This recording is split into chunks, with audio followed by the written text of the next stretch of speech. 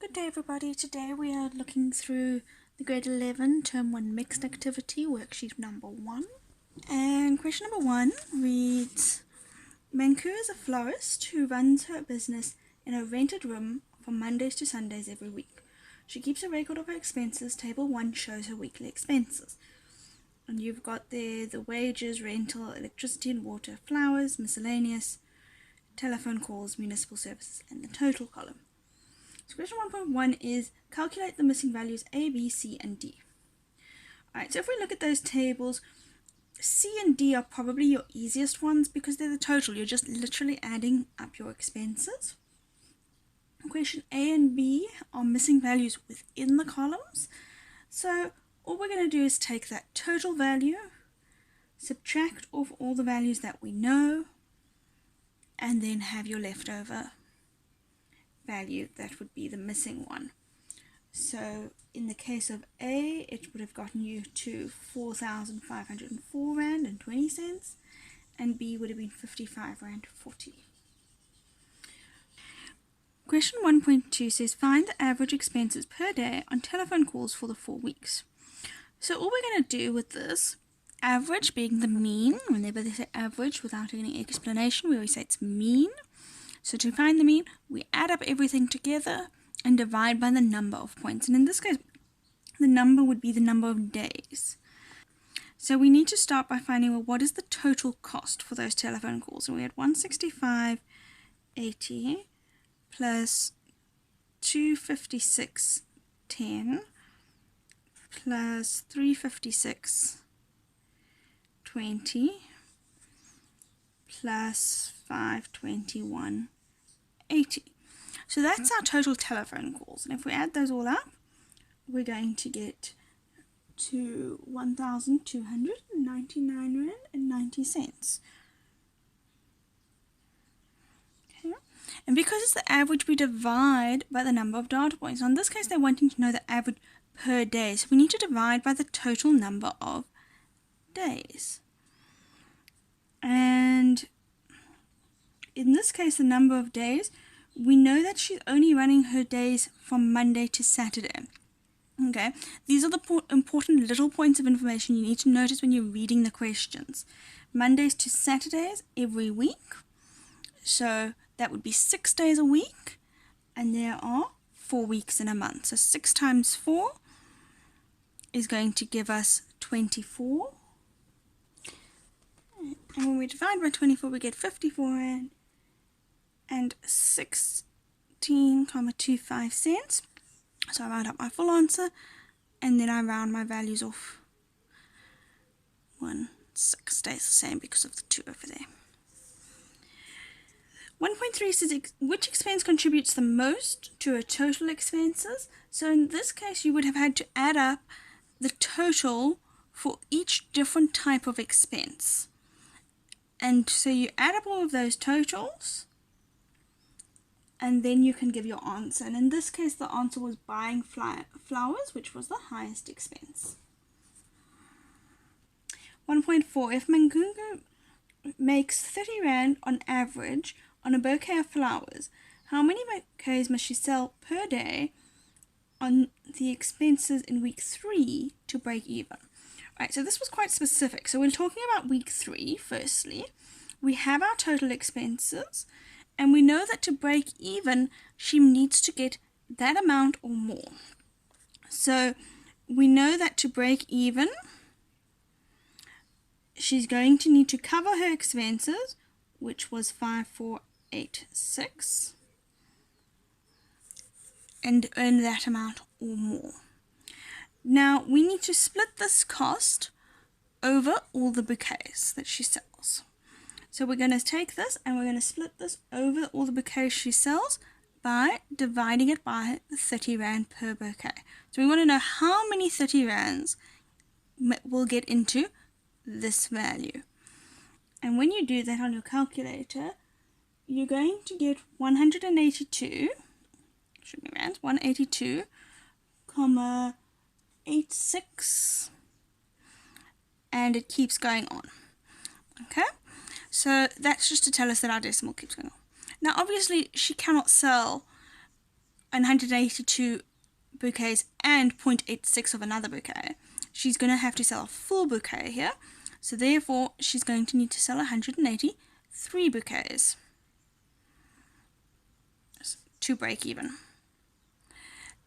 Notice when we're talking about break even, we always round up to break even. We never round down with a break even question, because if you round down, she wouldn't break even. If this was like 0.14 or something like that, I would still round up, because if it was only 182, she wouldn't break even. Question number 1.5. Her profit in week 3 was 4,560. Calculate her income in week 3. Okay, so remember our formula for finding profit, or the way we find profit, is we always say profit is income minus expenses. So in this case, they've told us our profit was 4,560, and they've told us her expenses in the table there. So we know her expenses was 5,486, and we now need to know what was her income. So this is a normal sum where we just need to find the missing amount. So something minus this gives me this. So therefore, if I add these two together, I'm going to get income.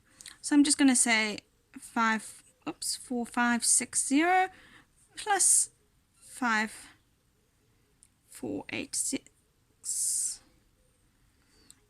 And when I do that, I'm going to get to 10,046 Rand. You don't have to show this step over here, but I'm showing it for the purposes of explanation. At 1.6 says calculate the profit margin to the nearest percentage for week 3. Use the formula profit margin is equal to income minus expenses divided by expenses over times by 100. Alright, this is just a straight substitution type of question. You have your formula there. So we're going to just put the formula, which was our profit margin is equal to our income, which we know from the previous question was 10,046, minus our expenses, which we know was 5,486, which in other words is the profit, over the expenses themselves, which was 5,486 times by 100. Now notice with this, even if you had the wrong number here because your answer to the previous question was incorrect, you will still get the correct marks because of continued marking, continued accuracy. So when we subtract there, you're going to land up with your profit, which should have been 5,460 over that amount, and when it works itself out, it gets you to 120%. Alright. Question 1.7 says comment on the trend of the business over the past 4 weeks. Now if we look at the table we have here, we're just talking about what is really happening. Now they don't give us her income for the 4 weeks, so we can't exactly comment on that. But we can use a little bit of deduction by looking at things like how many flowers does she buy in to begin with, because she's obviously selling them. So if we look at her flowers and the amount of flowers she's buying, those are increasing every week. So we can assume she's also going to be selling more each week as well. Her expenses are, in concurrency with this, also increasing each week. So we can therefore deduce the idea that the business is making more of a profit, or that the business's sales are increasing would be a better way to say that. The business's sales have been increasing over the period of 4 weeks, given that the quantity of flowers she's buying in each week increases as well. Alright, we can't say exactly because they don't give us the income, but there is an assumption there. Question number 1.8 says that the monthly sewage charges consist of 2 parts.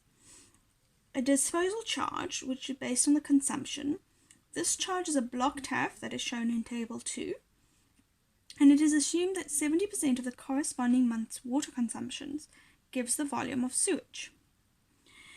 Then B says there's also a fixed charge that is determined as follows: 0,1842 cents times by the municipal value of the home minus 80,000 Rand divided by 12.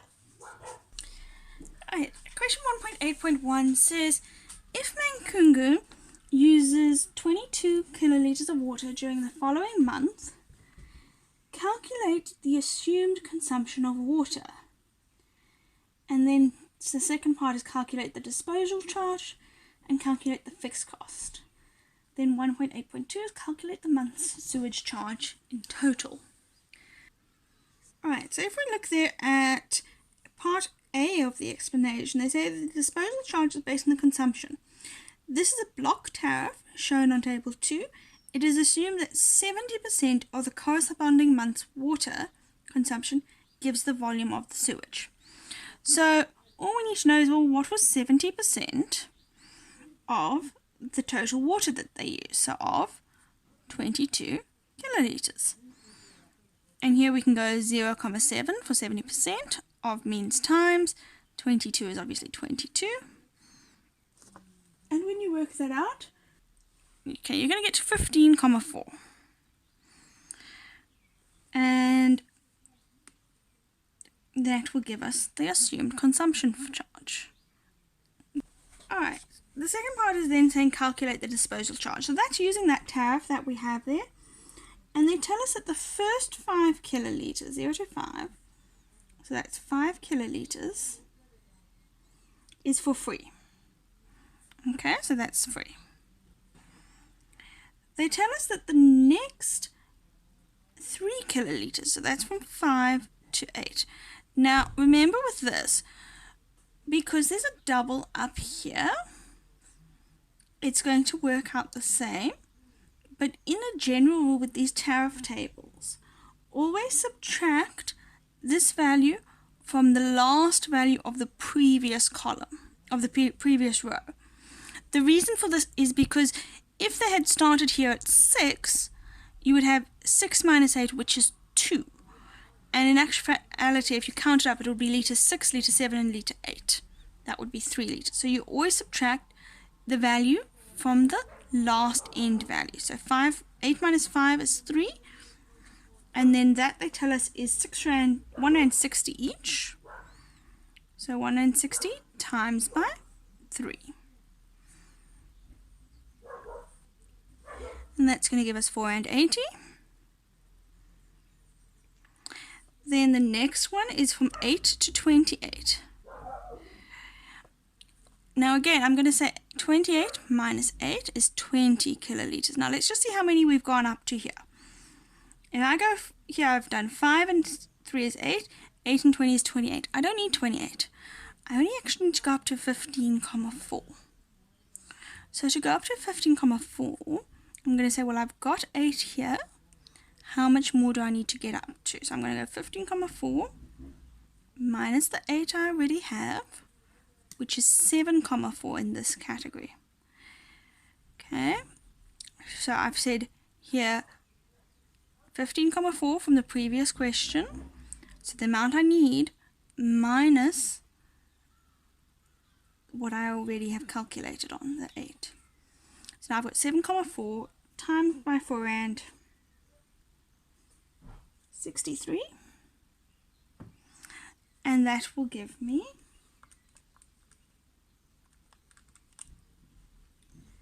34,262. 4,262. Alright, remember, don't round off in the middle of your calculation unless they give you permission to. Now I know in the memo they did actually round off this 15,4 up just down to 15, but technically there was no instruction to do so. So it is more correct to continue on with the decimal points unless there is an instruction to round off. Alright, and then when we total all of this up here, we're going to say 0 plus that is obviously stays 4,8. 4,8 plus that is going to give me 39,062, or approximately 39,06. as my total consumption. Alright, and you will notice with having done that, if I compare this answer to the answer in the memo which did round off where they shouldn't have, it gives me quite a different answer, and that's why it's extremely important that you don't round off in the middle of your sum without instructions, because it will affect your answers. Alright, the third part says the fixed charge if the building was valued at 350,000. Well, this is just straightforward using your formula. So we're just going to use the formula that we have, which was to say 0.1842 cents. Okay, I'm noting the cents there just because it might come into a value point in a minute, times by municipal value of the home, which we know is now 350,000, minus 80,000, divided by 12. Alright, and when you work that out, you get to 4144.5 cents, or 41 rand, 445, which is approximately equal to 41 rand and 45 cents as your fixed charge. Alright, then the next part was saying, well, now calculate the total monthly sewage. So we need to just add together our disposal charges and our fixed charges. So in this case here, we're just adding together what we already know. So as long as you're using your values from the previous two questions, you'll get the right marks, even if you calculated them incorrectly. It's just knowing to add together those two amounts. And when you do that, it gets us to 80 rand and 51 cents. Alright, the question number 2 I'm going to do in a separate video, so check your answers with this. If you're not sure about anything in this, please do ask. Don't just leave it if you're not sure on how to do any of these questions, because it is quite important that you do know how to calculate these going forward.